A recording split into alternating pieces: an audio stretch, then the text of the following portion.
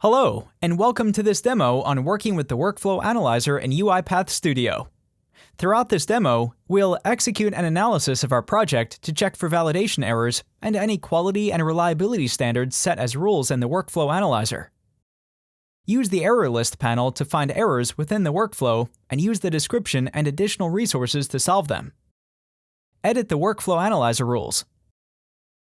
We encourage you to download the project provided in this lesson, open it in Studio, and follow along. Using the Workflow Analyzer, we'll find out that our workflow breaks a few rules. Therefore, we'll need to make some corrections to the workflow and adjust some of the rules. Ready to begin? Let's open our project.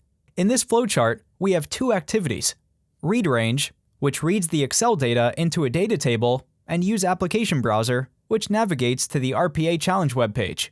There is a deep nesting of type-into activities inside the workflow. At first glance, there seems to be no validation errors. In order to ensure compliance with best practices, the next step is to analyze the project. By doing so, we ensure that our project meets the highest standards of quality and reliability.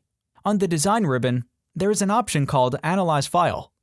This one performs an analysis on the file currently focused within the Designer panel.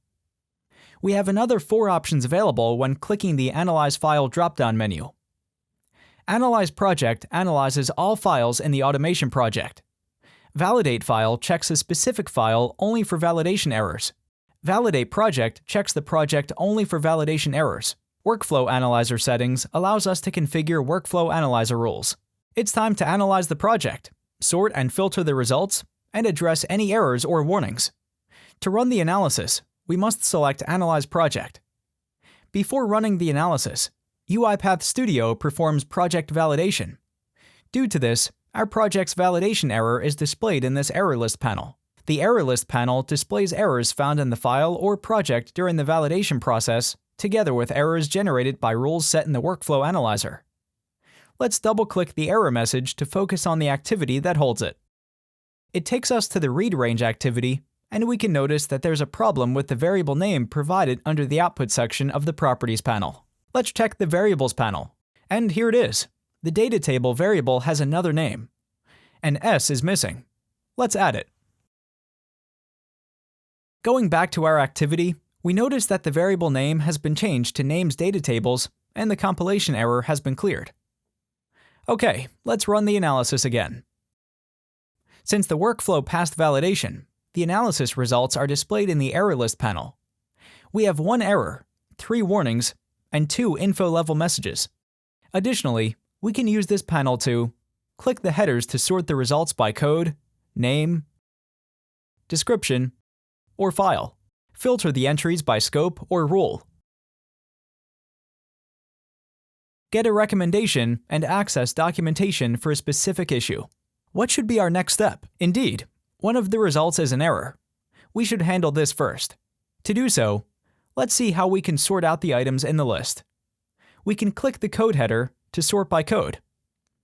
If we want to look at the errors only, we can display the warnings and info messages. It seems that we're using multiple flowchart layers in our workflow. This is marked as an error in the Workflow Analyzer settings because it reduces project maintainability and readability. Clicking Learn More will open the UiPath Studio Guide documentation page for that entry. This rule recommends keeping the flowchart structure as simple as possible and limiting the number of nested flowcharts to maintain the clarity and readability of the workflow. The description field allows us to find the file name and location of the flowchart and easily navigate there to fix the issue just by double-clicking the description text.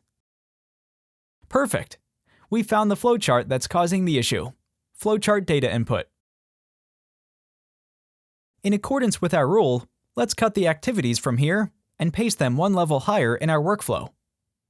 And add them before the flowchart activity, in the body of our For Each Row in Data Table. Lastly, let's delete this flowchart. Okay, let's run workflow analysis again to check if the error is resolved. And it is! But wait, we now have 4 validation errors.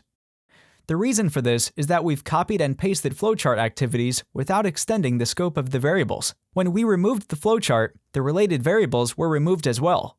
The error messages inform us that the variables have not been declared. Let's create the variables first name and last name to address this issue. In case we get validation errors for the getLastName and getFirstName assign activities, we just need to refresh the expression. We can do this by typing the toString method at the end and removing it. Now let's run the analyzer again. Great! We solved the errors. Let's also check the warning messages. It seems that our workflow breaks 3 rules. The readRange activity has a default name. The data table variable should start with a DT prefix, and we must have at least one log message added in the main workflow. Let's change the name of the readRange activity and add the log message.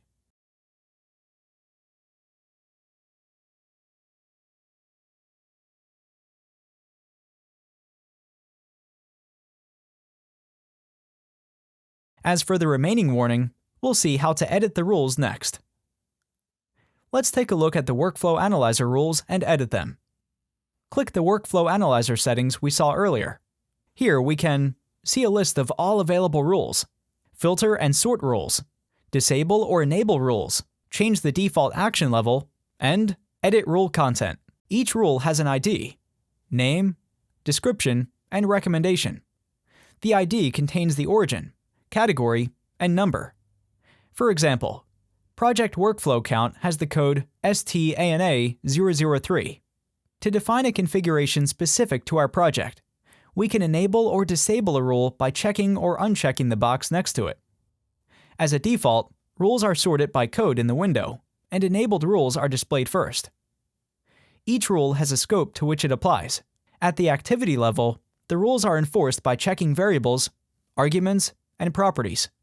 Workflow rules perform checks in one project file, such as unused variables. The project level is where project checks are performed. Rules have a number of actions that can be set. We can customize these as per best practices. Error generates an error in the error list panel.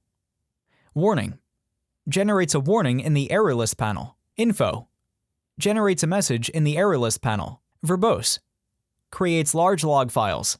Let's make use of the search functionality and look for our variable. For the prefix data table variables, we can see the recommendation to add the DT_ prefix to data table variables. If our agreed upon best practices don't include this, we can choose to disable this rule.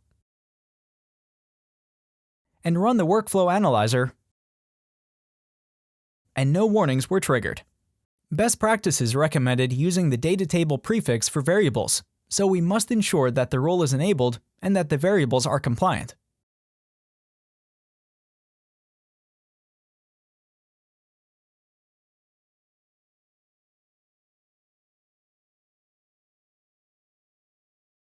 Let's add the DT prefix for our variable and run the Workflow Analyzer again. Great! No errors or warnings were triggered. As a last step, let's explore another important rule, variable length exceeded. This rule restricts the length of the variable name to the specified value in the length field. It's set to 30 characters by default, and it seems that our workflow meets this value. Now, let's assume that our team decides to use a lower length value, like 20 characters for example. Let's run the analyzer again to see what happens. By looking in the error list, we notice that the variable RPA challenge site address has more than 20 characters, which is above the specified rule value. In such cases, we should consider shortening the variable name. For example, RPA challenge URL. We've lowered the character value just to see the rule in action, but since we're here, let's also rename the variable. Great! With this, we conclude our demo on using the Workflow Analyzer in Studio. To summarize, the Workflow Analyzer employs a set of rules to identify inconsistencies in a project or file, which must be resolved before any further actions can be taken, such as debugging, running, or publishing. These rules can be filtered by scope and action, and their configuration can be tailored to the specific project by checking or unchecking the associated box. Additionally, there are different levels of action for each rule, which can be customized based on best practices. To obtain further information, one can refer to the recommendations provided in the error list panel. Thank you for watching, and see you soon!